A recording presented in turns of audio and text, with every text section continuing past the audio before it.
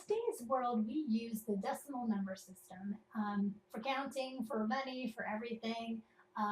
The thing about the decimal number system is that it's a base 10 system. So this means in our number system, we have 10 digits, 0 through 9. Whenever we get up to 9, we move over a place value to represent our numbers. So let me show you what I mean. We start with 10 to the 0, which is basically a 1. 10 to the 1 is the next place value. 10 to the 2, 10 to the 3, and this is really just the tens place, the hundreds place, the thousands place, and so on. So in each place, we always start all the way to the right, and we start with 0 when we're counting. We'll go from 0 to 1 to 2 to 3 to 4, and so on until we get to 9. As soon as we get to 9, to go up 1, we actually have to go back to 0 and carry a 1 over to the next place value. And that's how we get 10. And then we start counting again, 11, 12, 13, 14, 15, 16, 17, 18, 19. And then when we want to go to 20 again, we go back to 0 and we put another in the tens place.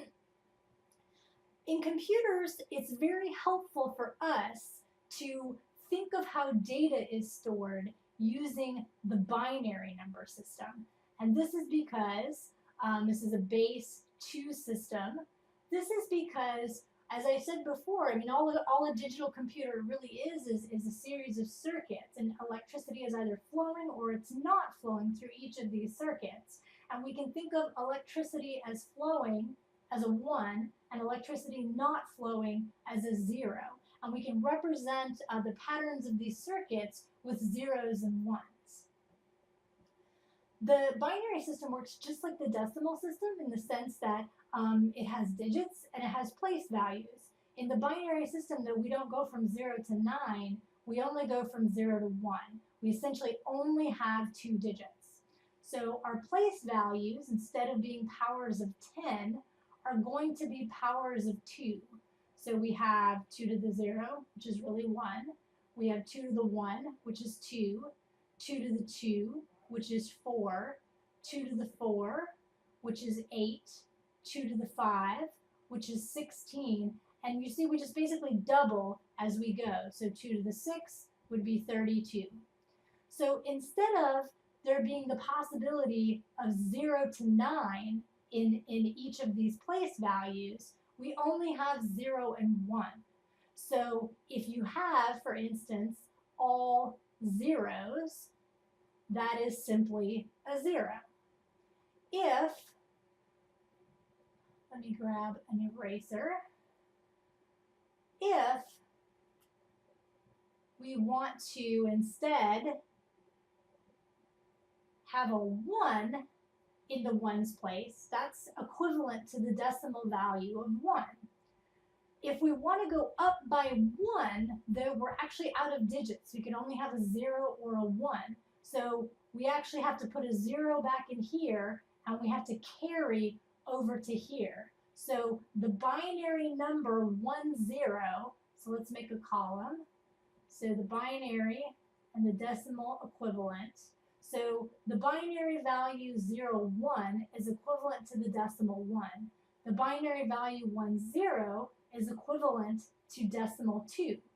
Now if we want to go to 3, we will add a 1 here. So we have 1, 1. So 1, 1 is equivalent to the decimal 3. It means we have 1 in the ones place and 1 in the twos place. So we have 3. If we want to get the decimal value for 4, we want to add another 1, but this is already full. So this becomes a 0 and we carry over here. But this is full, so this becomes a 0 and we carry over here. And we basically have 1 in the 4's place, 0 in the 2's place, and 0s in the 1's place. So that is 4. So 100 in decimal is equivalent to decimal number 4. And we just continue to count that way. Let's clear out this screen. And let's show the values in decimal. And again, so we remember we have our place values just like in decimal. We have the ones place, the twos place, the 4s, the 8s, 16, 32, next would be 64, then 128, and so on. So counting from 1, 2, 3, 4, 5, 6, 7, 8, 9, 10 in decimal, this is 0, 1, 1, 0, 1, 1, 1, 0, 0, 1, 0, 1, 1, 1, 0, 1, 1, 1, 1, 0, 0, 0, 1, 0, 0, 1. Then we've got, let's see, 1, 0, 1, 0. You can see just each time where we have to go up a place value and adjust accordingly. So if we have, for instance, 1, 0, 1, 0, the number 10, we have 1 in the 8th place, 0 in the 4's place, 0 in the 2's place, and 0 in the 1's place. So this is really 8 plus 2, which gets us 10. If we wanted to keep going, let's see, 1, 0, 1, 1 would be 11. So 1, 0, 1, 1. We have 1 in the 8th place, 0 in the 4's place, 1 in the 2's place, and 1 in the 1's place. To get to 12, we would have 1, 1, 0, 0. That's 12. 1, 1, 0, 0. 1 in the 8th place, 1 in the 4's place, no 2's, no 1's. 4 plus 8 is 12. So we can convert back and forth between binary and decimal. All right, so we have decimal, which is the number system that we're used to, our base 10 number system. Just a fun fact, we also use the base 60 number system for time, minutes, hours, seconds. To represent data in a computer, we're interested in the base 2 binary system.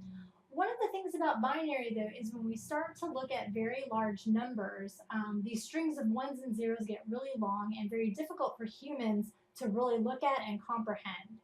So let's take a look at a large number in binary. And we've got our ones place, our twos, our 4s, 8s, 16, 32, 64, 128, 512, 10, 24, 20, 48, and so on. So let's say we have a number like 562. So we're going to start with the 512s. That's the largest value that goes in, and that goes in one time. So we've got 512, so we're going to have 50 remaining. So there's nothing in the 128's place because 128 won't go into 50. Nothing in the 64's place. The largest number that will go in cleanly will be 32. So we're going to have 132. We're going to subtract that out. 18 left. So we're going to have 1 in the 16's place. And we've got 2 left. So no 8s, no 4s, 1, 2, and no 1s. So we see to represent a 3-digit decimal number, we actually need 1, 2, 3, 4, 5, 6, 7, 8, 9. We need 9 binary digits. So this can get really unwieldy. It can be really tough to look at. And so we often use the hexadecimal number system, hexadecimal, which is a base 16 system for looking at binary values. And you're going to ask, so why are we using hexadecimal instead of just using decimal? Well, it's because it turns out that base 16 hexadecimal is much easier to convert back and forth from binary to hexadecimal. It's just very simple compared to a little bit more complexity converting from decimal to binary. So it really does save us some time and some headache to go ahead and learn a hexadecimal and be able to use that to represent binary values. So how does hexadecimal work? Well, hexadecimal is base 16. So this means that there are 16 digits before we get to the next place value. So we've got from 0 through 15 to represent. but we have a problem. We only have 10 numbers, right? We've got 0, 1, 2, 3, 4, 5, 6, 7, 8, and 9. So how do we represent hexadecimal for 10, 11, 12, 13, 14, and 15? Well, in hexadecimal, so here we've got the decimal and over here we've got the hexadecimal, we're going to go ahead and use our regular decimal value symbols until we get to 10, and then we're going to start using letters. And it doesn't matter if you use a capital letter or a small letter, you'll see it both ways. But 10, we're going to use the letter A to represent the number 10. We're going to use the letter B to represent 11, C for 12, D for 13, E for 14, and F for 15. So here's what that looks like. We're going to have our 16 to the 0, which is our ones place. We have our 16 to the 1, which is the 16's place. We have our 16 squared, which turns out to be 256. We have 16 times 16, so that's 6,396 plus 160 gets us 256. And we won't look at really much higher than this. Really what we're sort of interested in is these pieces here.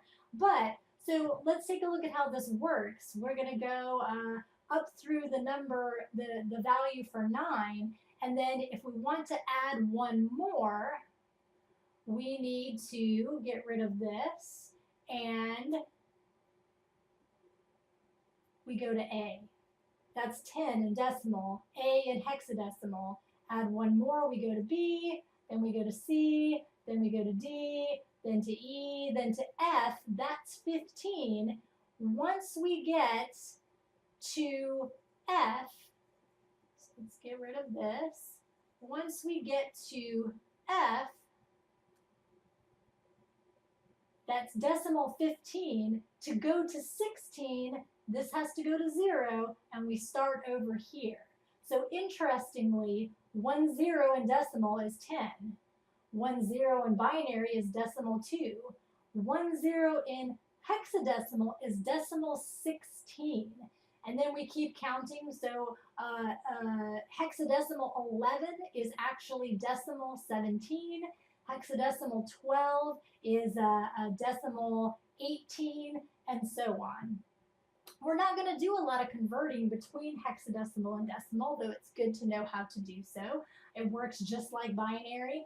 If we have, right here 12 in hexadecimal, that's 1, or that's 2 in the ones place and 1 in the 16's place, so that's 16 plus 2 times 1, so that's going to be 18.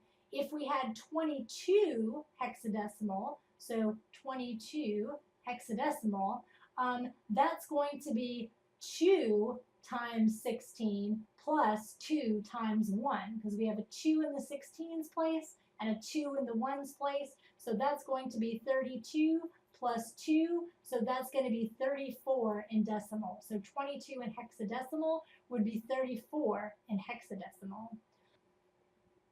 What's cool about hexadecimal, though, is that it's easy to convert between binary and hexadecimal. So let's take a look at binary. So let's look at 4 binary digits. We've got the 1's place, the 2's place, the 4's place, and the 8's place.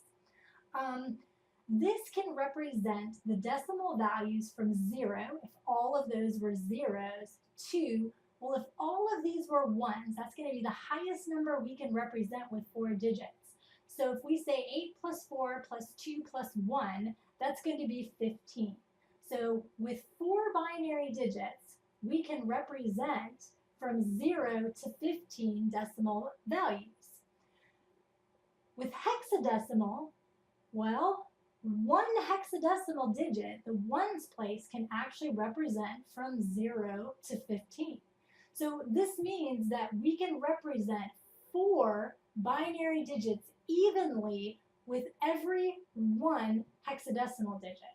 This doesn't work out evenly with decimal. So really you can just take a big long string of binary, start from the right, and every 4 digits you can convert into 1 hexadecimal digit. So for example, if I had 1011, well, this is 8, that's 11 in binary, in decimal, so it's also 11 in binary. 1011 represents 11 decimal in binary. And in hexadecimal, well, 11 is going to be, remember 10 is an A, so 11 is a B, so that's just a B. So every 4 binary digits can just be converted into one nice, neat hexadecimal digit. So let's see how we can use this with a really long binary value to convert that into a nice, neat little hexadecimal value. So let's set up for binary.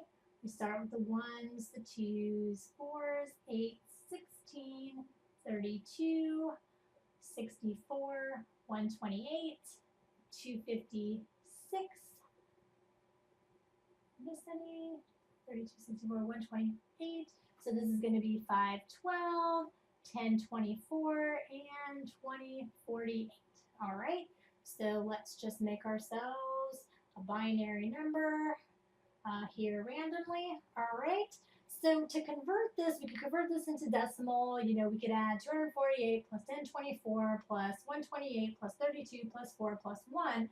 But that's not nearly as helpful. That number that we get is not nearly as helpful and is harder to convert back into binary when we need to understand it from a binary perspective than it is to just convert every 4 digits starting from the right into a hexadecimal value.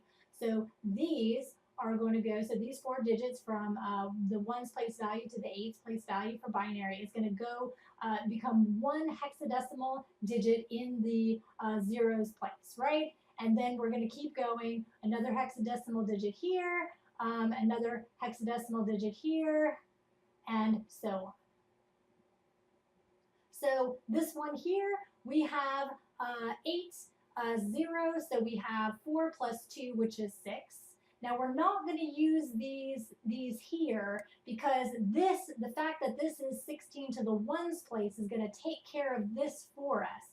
We're still going to use we're going to change this to the 8, 4, 2, and 1, and so this is going to be 8 plus 2, so we have 10 in this digit right here. Same thing here. The fact that this is the 256 place, this is the 16's place, is going to take care of these values right here for binary. So we want to consider this again as if it's 8, the 8's place, the 4's place, the 2's, and the 1's place. So this is 12 right here. So we have this long binary digit becomes these 3. So we had a total of 12 binary digits becomes 3 hexadecimal digits.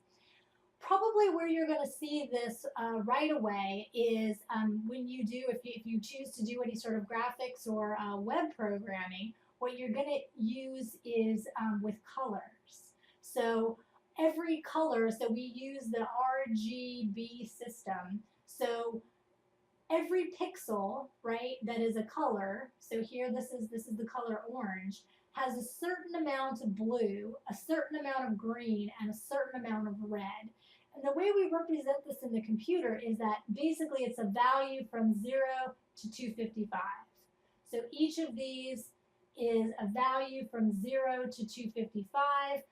We could represent that in binary, but then you have to have 8 binary digits in order to represent each one of these.